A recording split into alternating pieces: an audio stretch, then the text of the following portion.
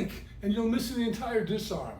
I'm Vince Waterhouse, and I know you can develop the kind of skill that makes violence look like it disappears in your hands. Most people think a weapons disarm is some big dramatic action, but the truth is, the real technique lives in the micro movements so small they're practically invisible. That's why critics lose their minds when they watch real professionals demonstrate. They expect a boxing match, but they're watching something closer to card manipulation. A magician uses one hand to distract while the other hand steals the card. We do the same, except our card is a knife.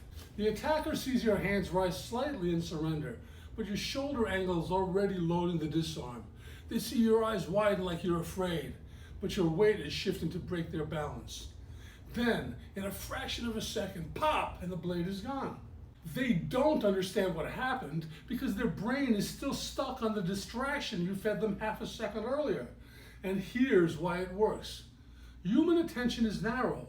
We can only process one threat at a time.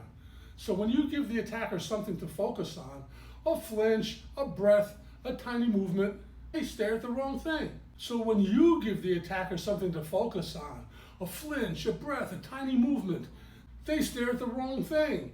And you take the real action in the blind spot. With enough reps, this becomes your default. Not a trick, but a reflex so clean it looks supernatural.